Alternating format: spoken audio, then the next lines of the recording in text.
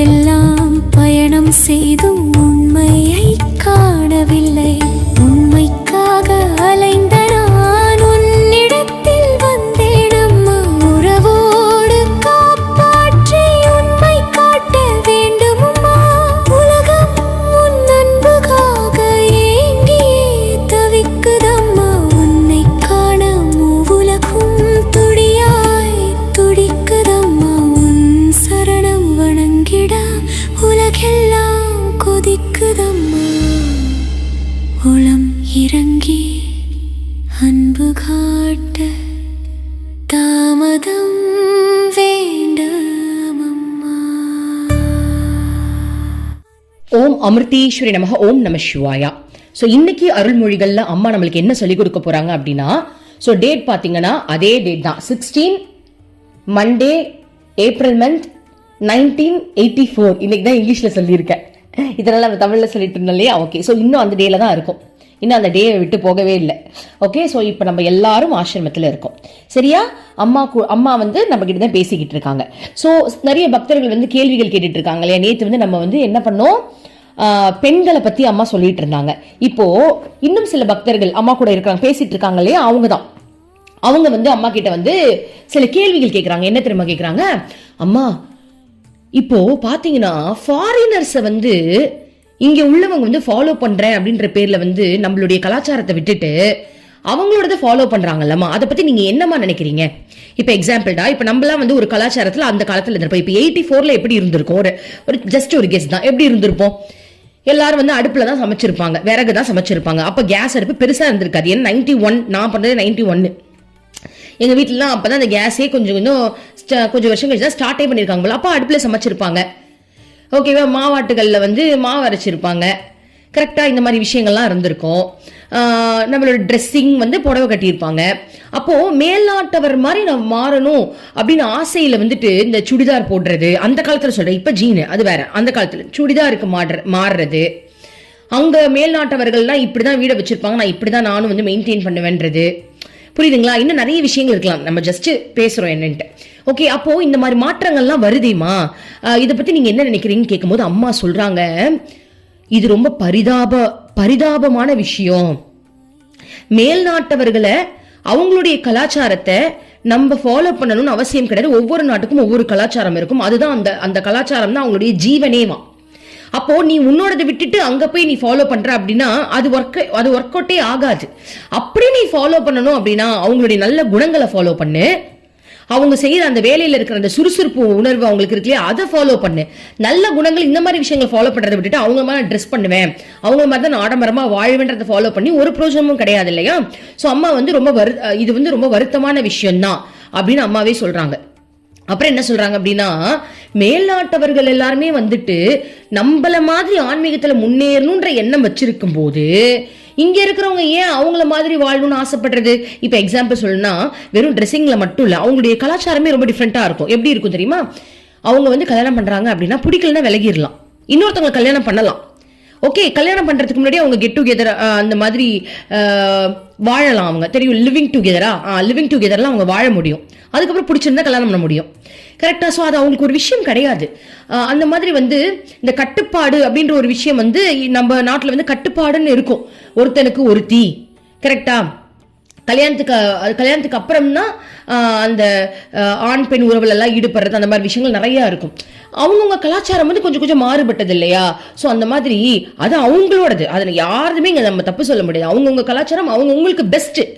Okay, so அவங்களுடைய கலாச்சாரத்தை நமக்குள்ள மாத்துறதும் நம்மளுடைய கலாச்சாரத்தை அவங்களுக்குள்ள மாத்திரமும் அப்படின்றது நல்ல விஷயங்களை எடுத்துக்கிட்டா கூட ஓகே தான். பட் இந்த மாதிரியான விஷயங்களை வந்து நம்ம எடுத்துக்கும் போது அது வந்து ஒரு பரிதாப நிலை தான். இது வந்து கண்டிப்பா இந்த நிலையில வந்து நம்மளுக்கு வந்து அழிவை நோக்கி தான் நம்ம பயணம் செய்யறதுக்கு சமோன்ற மாதிரி அம்மா சொல்றாங்க. சரி, இப்ப நான் அதை அப்படியே படிக்கிறேன், கவனிங்க. பக்தர்: அம்மா, இந்தியர்கள் மேல்நாட்டு நாகரிகத்தை பின்பற்றுகிறார்களே, அது பற்றி உங்கள் கருத்து என்ன? அம்மா: இந்தியர்கள் மேல்நாட்டவர்களை பின்பற்ற முயல்வது மிக பரிதாபகரமான விஷயம்.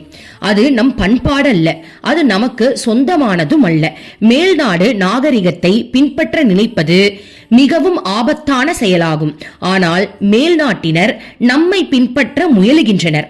அவர்கள் ஆன்மீகத்தை நாடும்போது நாமோ உலகியல் சுகங்களுக்காக அலைகின்றோம். நீங்கள் மேல்நாட்டவரை பின்பற்ற விரும்பினால் அவர்களது நல்ல குணங்களையும் தாங்கள் செய்யும் வேலைகளில் காட்டும் ஆர்வத்தையும் அவர்களுக்கு இருக்கும் புற ஒழுங்கு போன்றவற்றையும் பின்பற்றுங்கள். அதற்கு பதில் நாம் அவர்களை கண்மூடித்தனமாக பின்பற்றுகின்றோம். ஒவ்வொரு நாடும் தனக்கென ஒரு பண்பாட்டை கொண்டுள்ளது. அந்த நாட்டின் ஜீவனே அந்த பண்பாடுதான், அந்த பண்பாட்டை சார்ந்ததுதான். அந்த அடிப்படை பண்பாடு காப்பாற்றி வளப்படுத்தப்படாவிட்டால் அந்த நாடு அழிவை சந்திக்க நேரிடும். இந்தியாவில் பண்பாடு பாரம்பரியம் அந்த ஆன்மீகமே ஆகும்.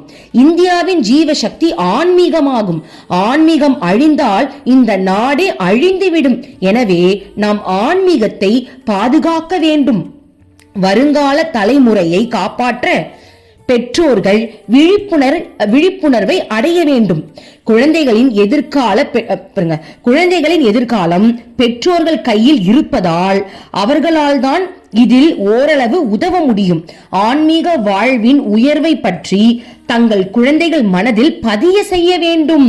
பெற்றோர்கள் தங்கள் குழந்தைக்கு அளிக்கும் மிக விலை மதிப்புள்ள செல்வம் இதுவே ஆகும்.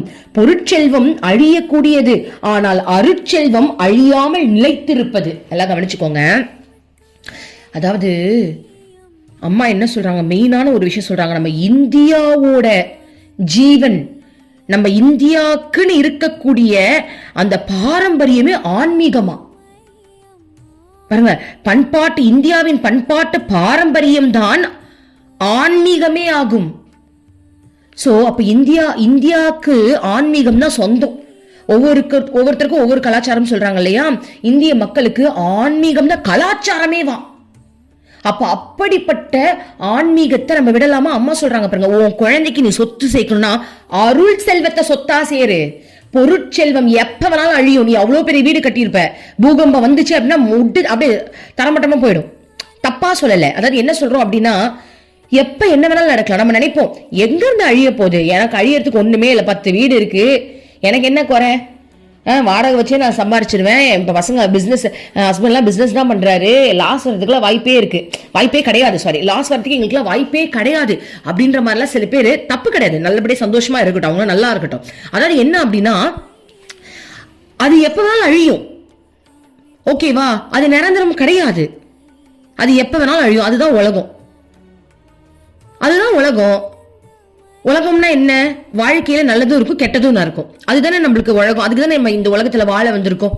கரெக்ட் தானே? எந்நேரமும் நம்ம ஸ்டார்டிங்ல இருந்து கடைசி வரைக்கும் ஆன்மீகத்துல இல்லாதவங்களை சொல்றோம். ஆன்மீகத்துல இல்லாதவங்க ஸ்டார்டிங்ல இருந்து கடைசி வரைக்கும் சந்தோஷமான ஒரு நிலையிலேயே இருப்பாங்களான்னு கேட்டா கண்டிப்பா கிடையாது.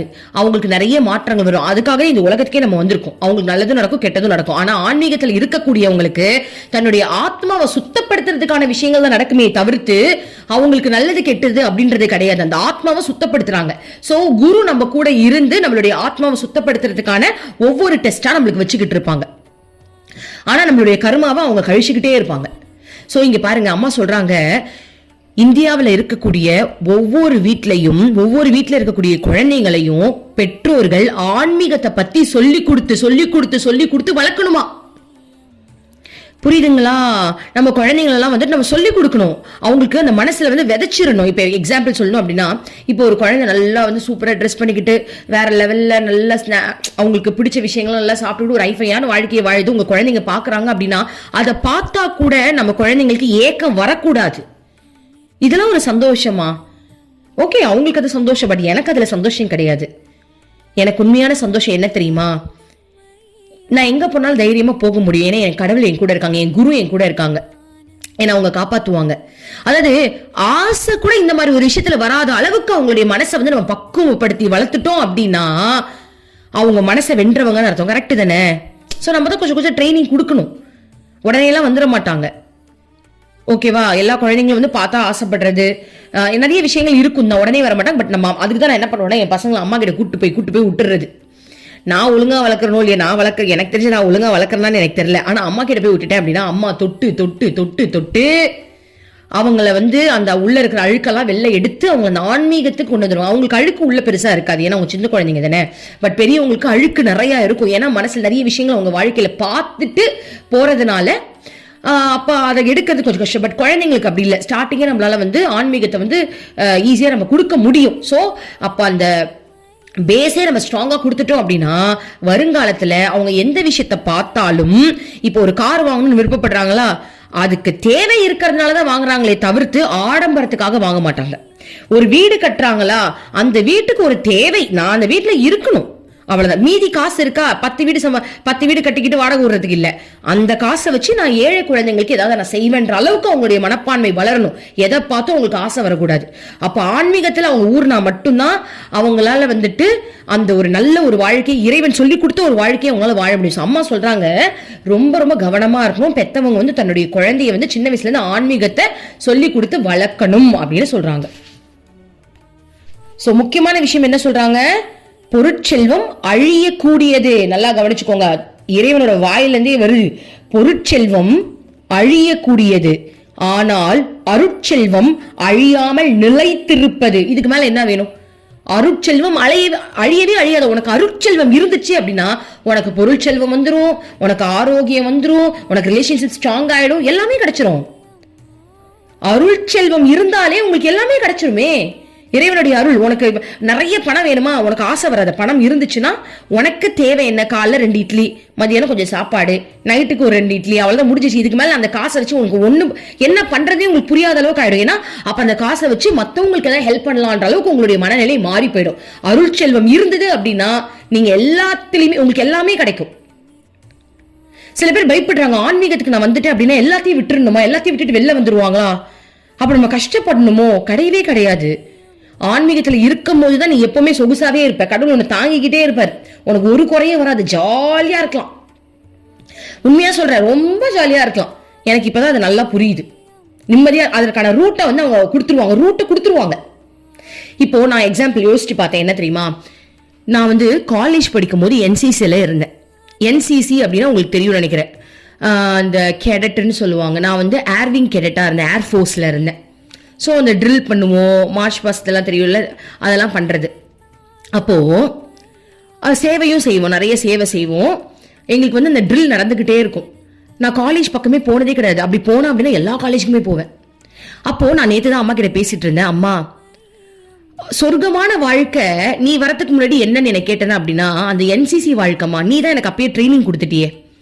ஸோ அந்த என்சிசில பாருங்க, சேவை செய்யணும், அவ்வளவுதான், வேற கஷ்டமே மனசுல இல்ல தெரியுமா. அப்ப 1 ரூபாய் காசு இருக்காது கையில, டிக்கெட் மட்டும் காசு கொடுப்பாங்க, வீட்டுல 20 ரூபாய் கொடுப்பாங்க. பஸ் அப்ப பஸ் தானே 5 ரூபாய் டிக்கெட். நமக்கு ட்ரெயின் வந்து பாஸ் இருக்கு, ட்ரெயின்ல போயிட்டு டி நகர்ல போய் இறங்கி டி நகர்ல இருந்து 5 ரூபாய் எங்க தெரியுமா போவோம், நாங்க ஸ்டெல்லா மேரிஸ்க்கு போவோம் காலையில ட்ரில் பரேடுக்கு. ஸோ அப்போ வந்து பாருங்களேன் 5 ரூபாய் தான் அப்ப காசு. ஸோ போயிட்டு வரதுக்கு 10 ரூபாய் முடிச்சிச்சு. அதுக்கு மேலே 2 நாளைக்கு அது கரெக்டா ஆயிடும். ஸோ அப்பெல்லாம் வந்துட்டு வீட்டுல காசு கொடுப்பாங்க, அந்த 20 ரூபாய் 30 ரூபாய் வச்சு நல்லா ஊர் சுத்துவோம், டிராவல் பண்ணுவோம், வேற எந்த செலவுமே நம்மளுக்கு கிடையாது, எல்லாமே வீட்டுல பார்த்ததுனால சொர்க்கம் மாதிரியான ஒரு வாழ்க்கை. பட் இப்ப அப்படி வாழ முடியுதா? நிறைய கமிட்மெண்ட் நம்ம நினைச்சுக்கிட்டு இருக்கோம். எனக்கு வீட்டுல கமிட்மெண்ட் இருக்கு, நான் அதாவது அம்மாட்ட பேசிட்டு இருந்தேன், அம்மா எனக்கே அந்த தாட் வருதேம்மா, கமிட்மெண்ட் இருக்குன்னு தோணுதுமா, குழந்தைங்களை படிக்க வைக்கணும், அவங்க என்ன பண்ண போறாங்க, இந்த தாட் வருதேம்மா, உன் கூட இருக்கும்போது எனக்கே அது அப்பப்போ வருது. அம்மா பேசாம இந்த என்சிசில இருக்கும்போது எனக்கு ஒரு தாட் இருந்ததுல, சந்தோஷமாவே இருப்போம் எப்பவுமே, 1 ரூபாய் சம்பாதிக்கல, ஆனா தேவையானதுக்கு மட்டும் காசு வந்துடும், மத்த ஆசை நம்மளுக்கு கிடையாது. என்ன ஆசை இருக்க போகுது?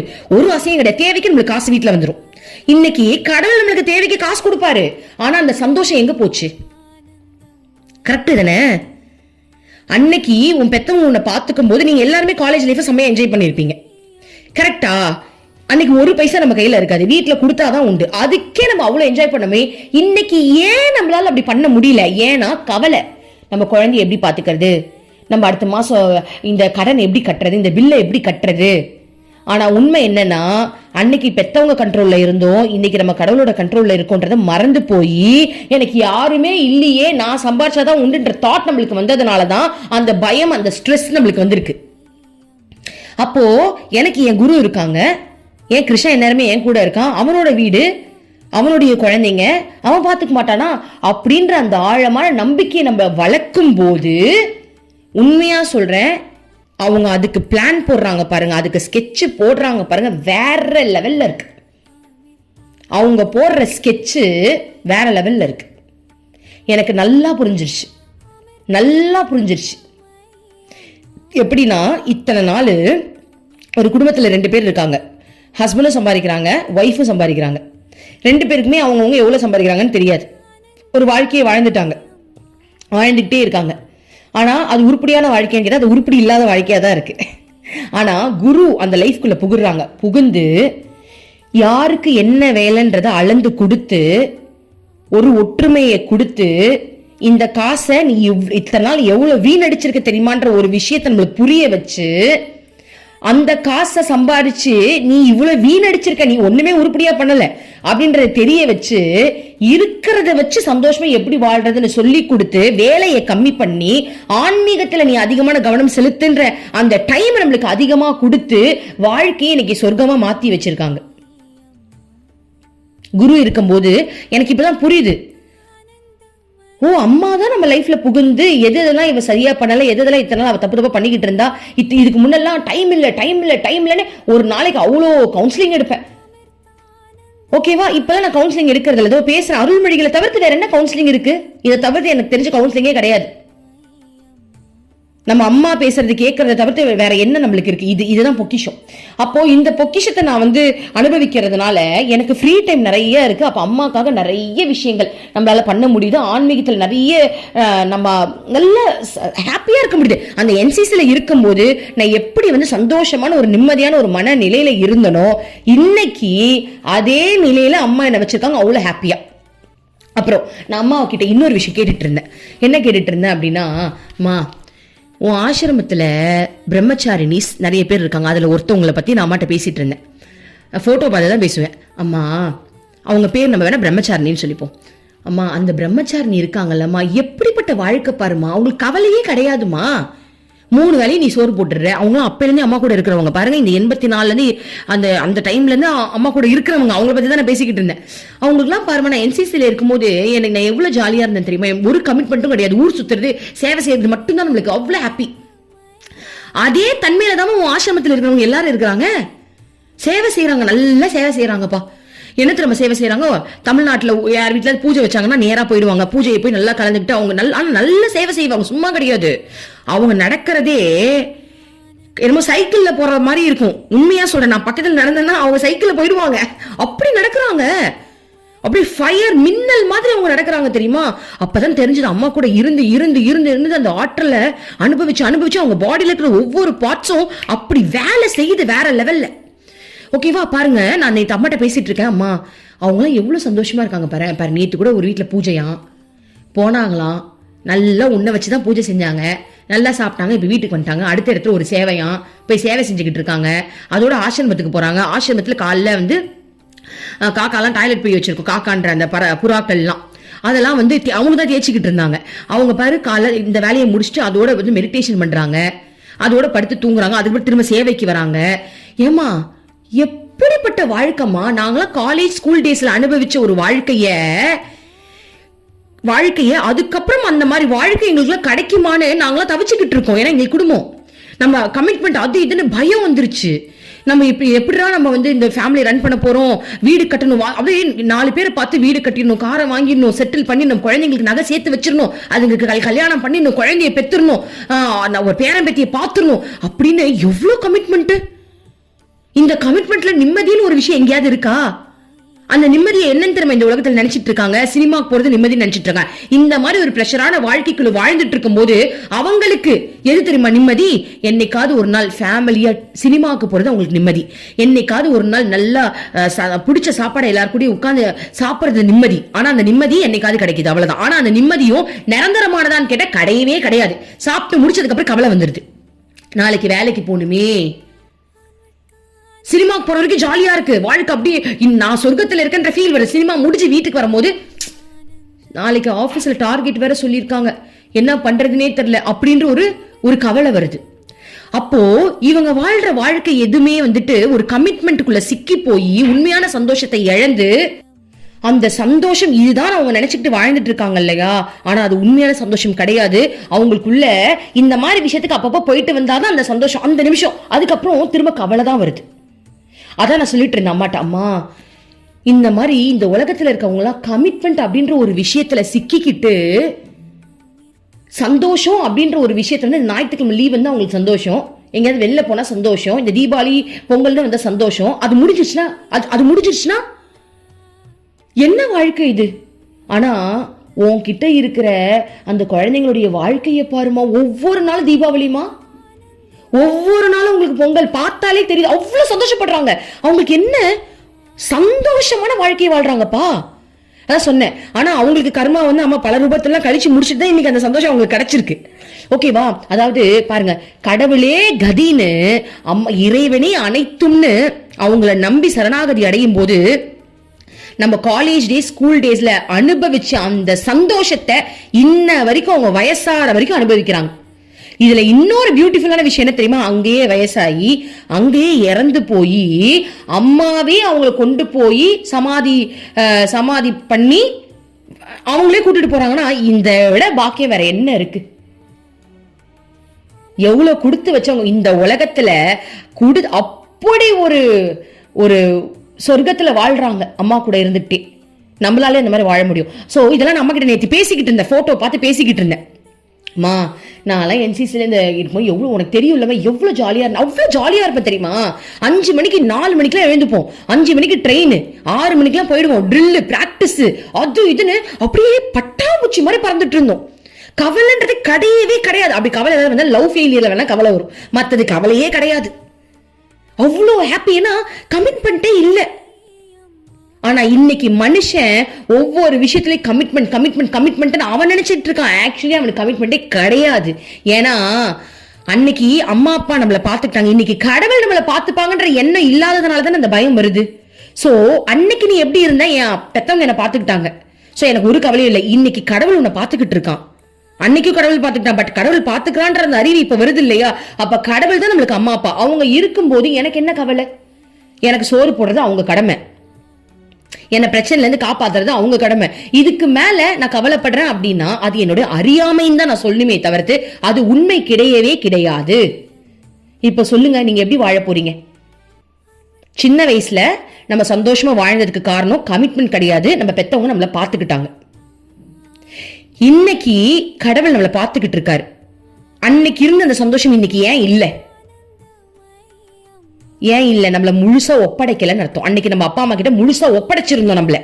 இன்னைக்கு கடவுள் கிட்ட நம்மள முழுசா ஒப்படைக்காம இருக்கும். சோ நம்ம முழுசா ஒப்படைக்கணும். எனக்கு நீ தானே அம்மா, நான் உன்னை கேட்டுட்டு தான் பண்ணுவேன். நான் எப்பவுமே வீட்டுல எது செஞ்சாலும் டைஸ் போட்டு கேட்பேன். இன்னைக்கு காலைல கூட சப்பாத்தி செய்யட்டுமா ஃப்ரைட் ரைஸ் ஐட்டமா டைஸ் போட்டுக்கிறேன். அவங்க சொன்னாதான் நான் செய்வேன், இல்லை செய்யவே மாட்டேன். ஏன்னா என் வீட்டுல என் அம்மா இருந்தாங்கன்னா நான் எப்படி வாழ்வேன்? அவங்களை கேட்டுட்டு தானே பண்ணுவோம். அவங்க என்ன பாத்துக்கிறாங்க, அவங்க கண்ட்ரோல்ல நான் இருக்கும்போது நான் எதுக்கு போய் பண்ண? நான் ஒரு குழந்தையாவே வாழ்ந்துட்டு போலாமே. அப்போ அம்மா கூட இருக்கிறவங்க அங்க எப்படி குழந்தையாவே சந்தோஷமா வாழ்றாங்களோ அதே தன்மையில அதே நம்பிக்கையோட வீட்டுல இருந்து நம்மளாலையும் வாழ முடியும். அப்படிப்பட்ட இதுதான் ஆன்மீக செல்வம், இதுதான் அருள் செல்வம். இதே விஷயத்த நம்ம குழந்தைங்களுக்கும் நம்ம அம்மா இருக்கும் போதே பிராக்டிஸ் பண்ணலாம்.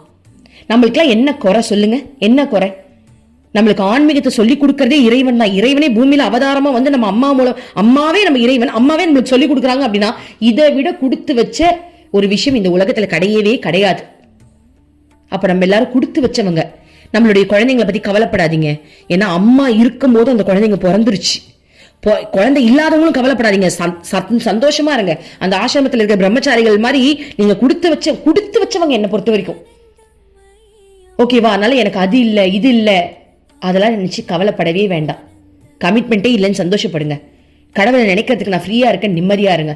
குழந்தை இருக்கிறவங்க அம்மா கிட்ட ஒப்படைச்சிட்டு, அம்மா நீ பாத்துக்கம்மா, இனிமேல் நானும் தாம்மா குழந்தை, என் வீட்டுல 2 பேர் இருக்காங்களே, என்னையும் சேர்த்து 3 குழந்தை, நீ பாத்துக்கம்மா, எனக்கு தெரியாதுமா அப்படின்னு இருக்கிற வேலையை மட்டும் சுறுசுறுப்பா அழகா அவங்க நினைச்சுக்கிட்டே நம்ம செஞ்சுட்டு இந்த பாரம் எல்லாத்தையும் இதுல தேவையே கிடையாது. நான் பட்டாம்பூச்சி, நான் ஒரு குழந்தைன்ற தன்மையில நீ பாத்துக்கன்னு நம்ம பாட்டுக்கு இருந்தோம் அப்படின்னா சத்தியமா சொல்றேன் அவங்க பாத்துப்பாங்க.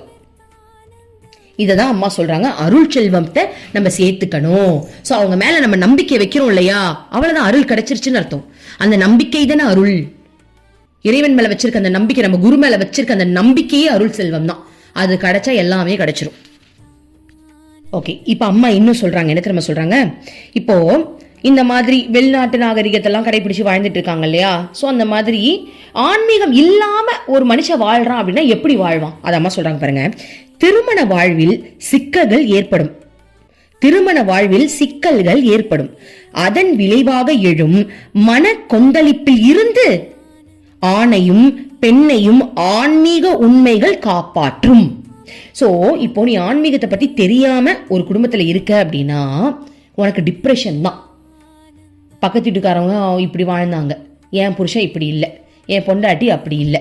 ஆனா ஆன்மீகத்தை நீ தெரிஞ்சுக்கிட்ட அப்படின்னா, நான் இந்த குடும்ப நடத்தலாம் முதல்ல வரவே இல்லை, நான் கடவுள் அடைய தான் வந்தேன், இவங்க நான் தான் தேர்ந்தெடுத்தேன், இவங்க இப்படி இருந்தா மட்டும்தான் என் கடவுள்கிட்ட ஓவர் அட்டாச்மெண்ட்ல இருக்க முடியும், இவங்க என்கிட்ட பின்னி பிணைஞ்சாங்க அப்படின்னா நான் கடவுளை மறக்கிறதுக்கு வாய்ப்பு இருந்திருக்கலாம், அதனால இவங்களை நான் தேர்ந்தெடுத்திருக்கலாம். இல்ல ரொம்ப நல்லவங்களா இருக்காங்க அப்படின்னா நம்ம சொல்றதெல்லாம் இவங்க கேட்டு 2 பேரும் சேர்ந்து ஆன்மீகத்துக்கு போகணுன்றதுக்காக கூட இவங்க நம்ம கிட்ட வந்து இவ்வளோ அன்பா இருக்கணும் அப்படின்றது கடவுளோட வந்து ஒரு விருப்பமா இருக்கலாம் அப்படின்னு ஒரிஜினலை புரிஞ்சுக்கிட்டு வாழ்வீங்க. இப்ப எக்ஸாம்பிள் சொல்லணும் அப்படின்னா, நீ ஒரு படத்துக்குள்ள நடிக்க போற அப்படின்னா அது படம்னு தெரிஞ்சிருச்சு அப்படின்னா அந்த படத்துல அழுக சீன் வந்தாலும் உனக்கு அது கவலை கொடுக்காது. அந்த மாதிரி நம்ம வாழ்க்கையில இது ஆன்மீகத்தை நம்ம தெரிஞ்சுக்கிட்டோம் அப்படின்னா நம்ம வந்திருக்க இடமே நடிக்கிறதுக்கு நம்மளுக்கு புரிஞ்சு போயிடும். சோ படம்னு தெரிஞ்சா நடிக்கிறவங்களுக்கு எப்படி வருத்தம் இருக்காதோ, ஆன்மீகத்தை பத்தி தெரிஞ்சுக்கிட்டோம் அப்படின்னா இந்த உலகத்துல என்ன நடந்தாலும் நம்மளுக்கு வருத்தம் இருக்காது. மனக்கொதிப்பும் வேதனையும் இன்றைய நவீன வாழ்வில் சர்வ சாதாரணமாகிவிட்டது. குழந்தைகளுக்கு சாப்பாடு போடும்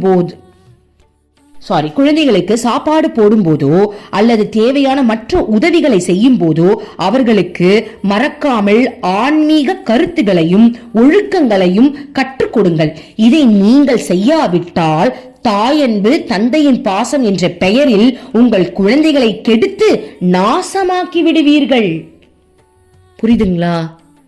ஸோ அம்மா என்ன சொல்றாங்க, நீ சாப்பாடு கொடுக்கும்போது குழந்தைங்களுக்கு சொல்லி கொடுக்கும்போது மறக்காம ஆன்மீகத்தை பத்தி நீ சொல்லி கொடுத்துடு அப்படின்னு சொல்றாங்க.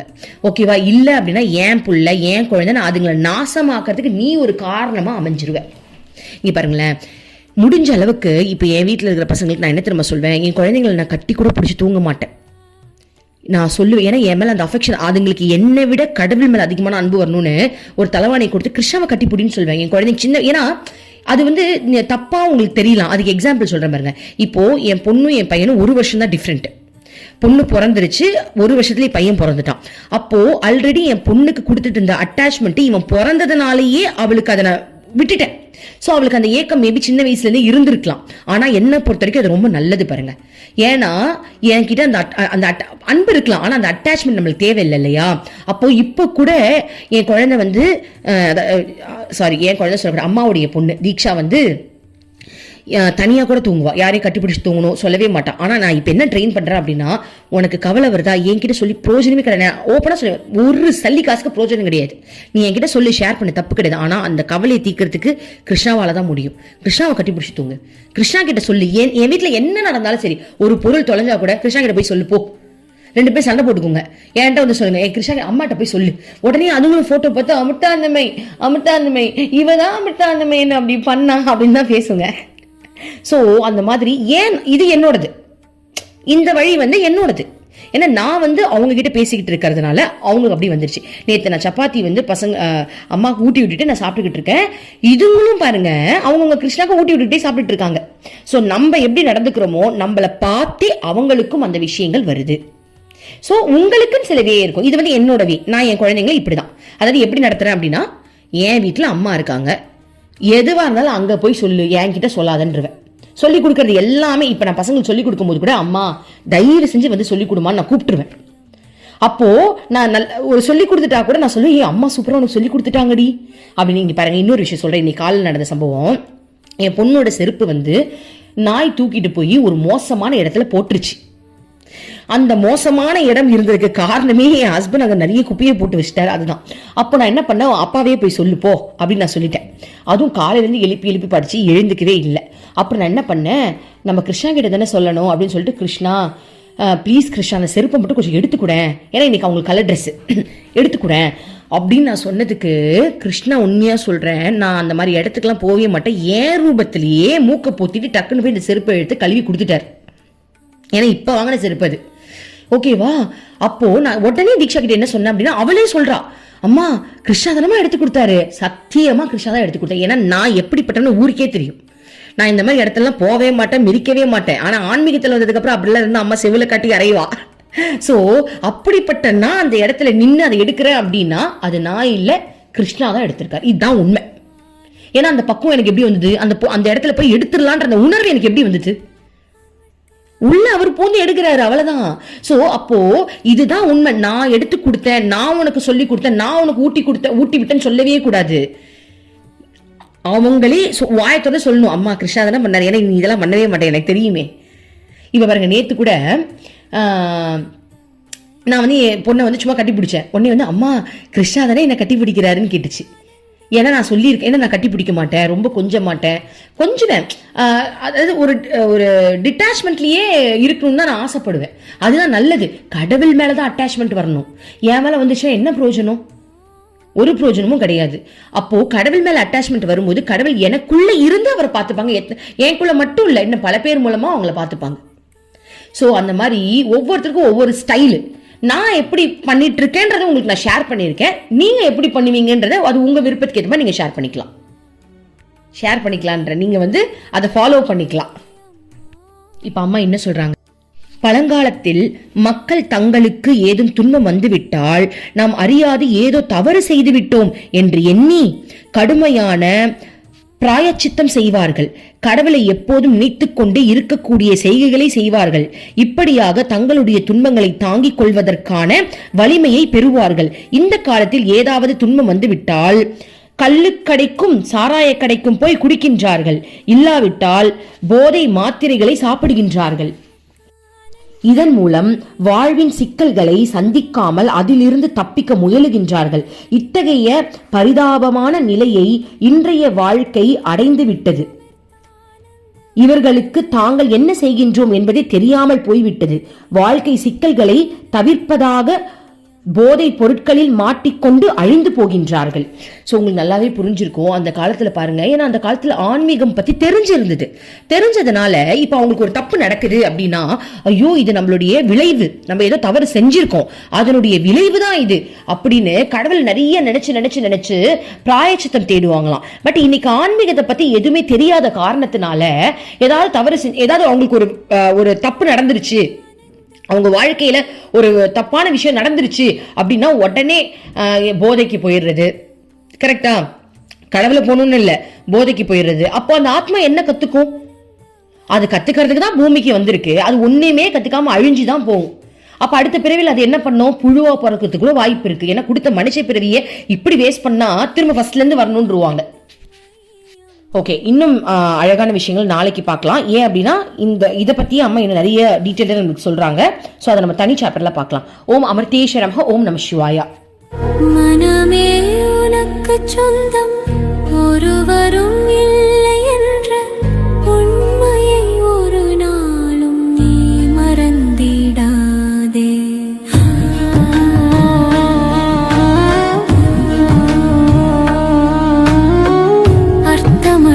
கர்மங்களை செய்து கொண்டே சம்சாரத்தில் பயனின்றி நீயும் வீணாய் அலைகின்றாயே. காயமது மாயமதனை சவம் என்று உணர்ந்து கொண்டு சத்தியத்தை அறிந்திட நாம் வழி தேடுவோம். நிலையில்லா உலகினை நிஜமென்று